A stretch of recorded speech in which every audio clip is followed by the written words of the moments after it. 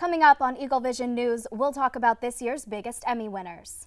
And we take you to Venice Beach to see what people are saying about the proposed marijuana bill. Plus, one of our reporters gives us an update on Biola's ongoing campus construction. All this and more coming up on Eagle Vision News.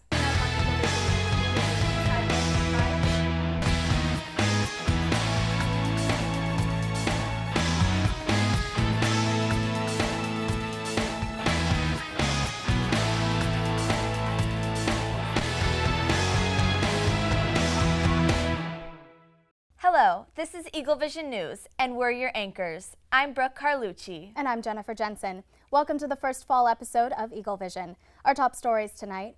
Police arrested a 35-year-old man in connection with a double stabbing that left 2 people critically injured in Anaheim earlier this week. The incident occurred around 8 p.m. Thursday night outside 2 hotels near Disneyland on West Ball Road. Investigators with the Anaheim Police Department arrested Flavio Marquez near a park not far from the crime scene. Officials say that the motive for the stabbings is believed to be narcotics related. Marquez was booked at the Anaheim detention facility on 2 counts of attempted murder and is being held on a $1 million bail. Rapper Coolio is in hot water after a loaded handgun was found in his carry-on bag at LAX.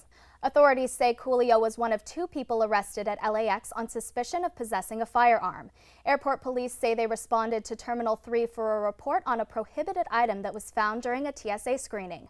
After further investigation, the police determined that the gun belonged to Coolio's friend, Ivy Jr., who later claimed ownership and possession of the bag. No one was injured, but both suspects were arrested and taken to the Pacific Division Jail for booking. Bombings in Manhattan and New Jersey this past Saturday have led officials to believe there may be a terror cell at work with a man named Ahmad Khan Rahami. New York police announced earlier on Monday that they are looking for Rahami for questioning about the Manhattan bombing, injuring 29 people. Officials found surveillance videos of 29-year-old Rahami rolling a duffel bag near the scene of the bombing. His last known address is in Elizabeth, New Jersey, where a backpack with explosives was later found. Another round of Emmys has come and gone, and this year's show offered a few surprises. American Crime Story, People vs. O.J. Simpson was predictably dominant, picking up trophies in acting and writing, along with the big award for Best Limited Series. Game of Thrones leads the pack with 23 nominations and already won a handful of Emmys during the Creative Arts ceremony. HBO series had a total of 94 nominations, and FX came in second place with 56. So Eagle Vision took a Twitter poll on which show they think deserved to win the Emmy for Best Comedy Series, and the winner was Modern Family. But the actual winner for the Emmy was Veep. You know, I would have picked Modern Family on the poll as well, but Veep is a really good show, so I understand why it won. Speaking of popular vote, our reporter Kiara Bernal takes us to Venice Beach to hear people's thoughts on Prop 64. A measure to make Prop 64, the recreational use of marijuana, legal in California, is creating many conversations. If passed, the prop would not only legalize marijuana under state law for the use of adults 21 and older, but also be taxed 15%, with majority of that revenue going towards government programs, and will allow individuals to grow up to 6 plants.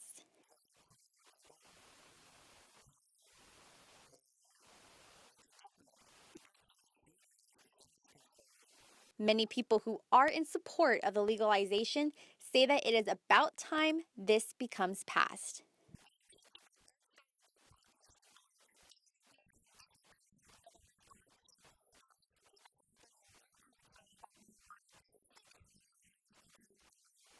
Many have stated that they are worried about it being exposed to children if advertised, and car accidents if a person operates a vehicle under the influence of the popular substance.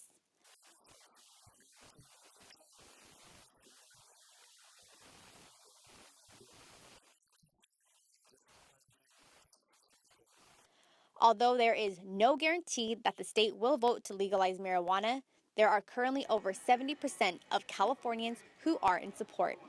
This is Kiara Bernal, Eagle Vision News. And now we have reporter Alyssa O'Hara in the studio to give us a look at what's going on with campus construction. That's right. A new Welcome Center and Science Building are under construction on Biola's campus. The Welcome Center is set to be completed by January. It's positioned where the financial aid department in Metzger used to be.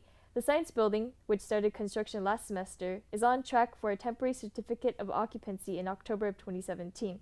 This certificate will allow furniture and equipment to be stored in the building. Full occupancy is currently planned for January of 2018. Thanks, Alyssa. And now we have reporter Kiara Bernal, who gives us a look at a recent conference here at Biola. I'm here at Biola's first ever table conference discussing love and humility in politics. It's gone over everything from demographics in political parties to hearing speakers and just overall discussing faith and culture in today's political tension.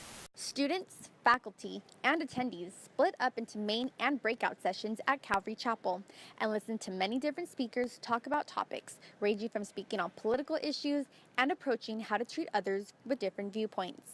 Creates a difference of opinion, and it is necessary in developing the grace to extend to learn more about why people have different viewpoints and not just judge them because of it. The media has given us a vision of politics that says this: you're not important. Only the Congress people are important. Only the senators, only the president can really affect change. That's not true. Table conferences happen every year, but this is the first time Biola's Center for Christian Thought felt it needed to be covered due to this year's political chaos. This is Kiara Bernal, Eagle Vision News. Now we have reporter Drew Knight here to give us this week's sports update. Thank you, Jen. This week, the NFL season kicked off, giving fans everywhere plenty to talk about. The first game of the year was a rematch of Super Bowl 50, except this time the reigning champion Denver Broncos did not have Peyton Manning under center to take on last year's MVP Cam Newton and the Carolina Panthers. Instead, it was second-year quarterback Trevor Siemian, who performed well, and a strong performance from running back C.J. Anderson helped lead the Broncos to a 21-20 victory.